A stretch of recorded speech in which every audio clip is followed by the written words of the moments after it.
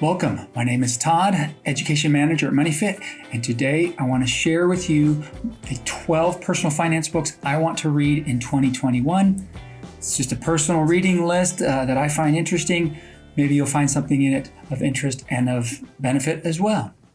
So let's get started with my reading list here. What's going to make the cut, first of all? It's going to be generally personal finance, but there are some that go beyond the typical 8 to 5 work life and personal finance life. I am interested in online businesses, running an online business of my own on the side, and just my personal interests go back to my years in college and my fascination with French language and culture, and the fact that I live in Idaho. So you'll find some books related to those interests as well. So here we go. The first one. The Next Millionaire Next Door.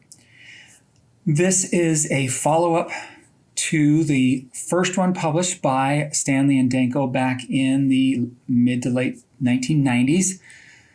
The reason this one was on there is because I met the author, Sarah Falla, a few years ago at a conference. Personal connection. Plus, I have used the Millionaire Next Door principles in my classes for well over a decade, going on 2 decades. It's something that I believe in, and this book serves to support the findings of that first book. So I love that first book, want to learn more about it. The next one, Your Money or Your Life, 9 steps for transforming your relationship with money and achieving financial independence. Now, this book by Vicki and Joe Dominguez, you'll hear about it a lot in the FIRE movement. If you financial independence, retire early. It's something I actually listened to it on an audio book over about a month's period last summer while I was riding to work on my bike. Plus, any book that has a foreword by Mr. Money Mustache, it's got to be interesting, right? Number 3, The Simple Path to Wealth. This one is by J.L. Collins, also another one about personal finance or financial independence. I like the idea of what he talks about, living the rich life, not just financially rich, but it's living the rich life. I also big believer in generosity first, so his whole idea about charitable giving jives with me. And plus, anybody whose manifesto includes reference to Beanie Babies booms and the tulip bubbles of the Netherlands from the 1600s. I got to read that one. Number 4, I Will Teach You to Be Rich. This one is by Ramit Sethi. Sorry if I slaughter your name, Ramit. But this one has been out for actually, this is the second edition, I believe. It came out almost 10 years ago, the original. It's just hard to argue with success. If you if you're going to do any research on how to become financially independent, outside of investing in your 401k for 30 years or 40 years, you're going to come across Ramit's name. So I want to read firsthand what he's writing rather than reading about what he's writing and what he's doing. Number 5, the 12-week year field guide. Let me try this again. Get more done in 12 weeks than others do in 12 months. Now, somewhat facetiously, the reason I put this on this list is because 12 months, that's about how long last March or February 2020 felt.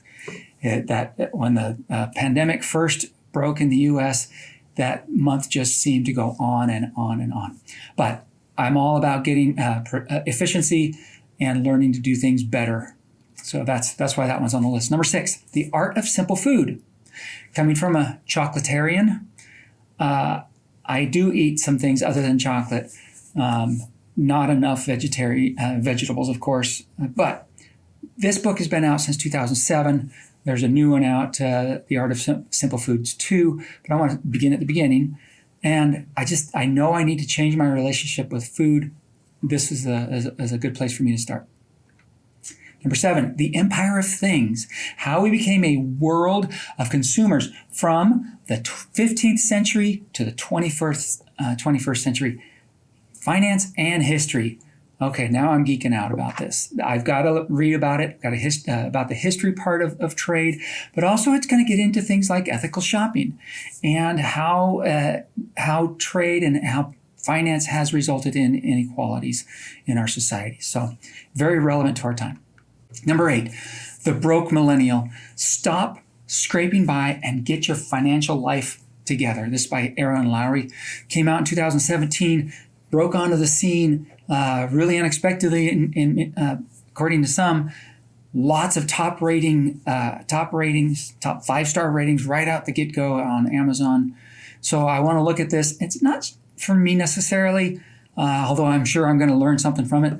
But I just might leave it laying open to some of the chapters about saving and why you really should pay more than the minimum on your credit card. In fact, pay it all off.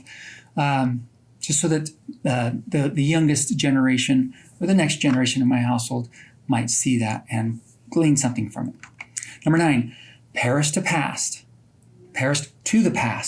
This is Traveling Through French History by Train by Caro.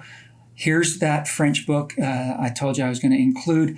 Sounds fascinating to me. I love the idea of traveling by train. I'd like to know what it's going to involve. These are one-day trips that take you through 1,000 years of French history, all from the capital of Paris. Number 10, Roadside History of Idaho. Sounds pretty straightforward. From Idaho, or living in Idaho, have been here for decades. This is close to home. I want to learn more about my home. Don't have to go to far-flung places to find something of interest. Culture, history, always involves understanding of finance as you go through history as well. Number 11, How I Built This by Guy Raz.